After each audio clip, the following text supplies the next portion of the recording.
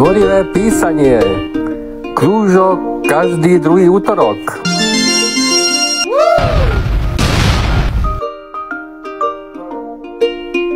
Ako funguje?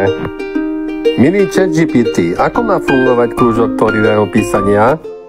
Krúžok tvorivého písania by mal byť miestom, kde účastníci majú priestor na rozvoj svojich literárnych schopností, objavovanie vlastného štýlu a experimentovanie s rôznymi formami písania. Aby bol krúžok efektívny a prínosný, mal by fungovať na týchto základných princípoch. Yes! Stanovenie cieľov. Na začiatku krúžku je vhodné definovať ciele, ktorým sa chce venovať. Napríklad zlepšenie schopností v oblasti poézie, prózy, esejí, scenaristiky alebo žurnalistiky.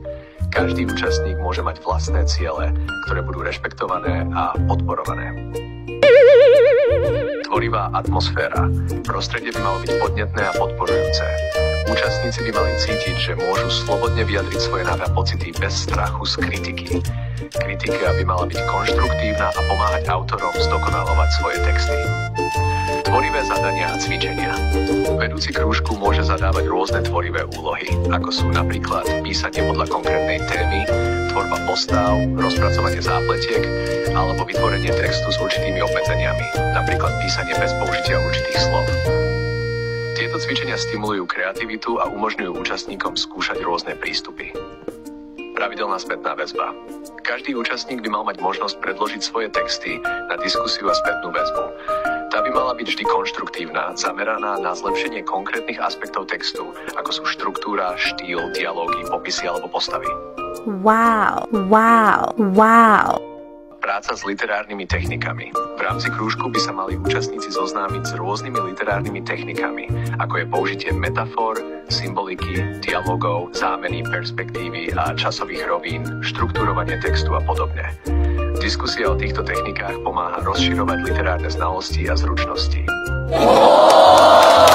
Čítanie a analýza diel.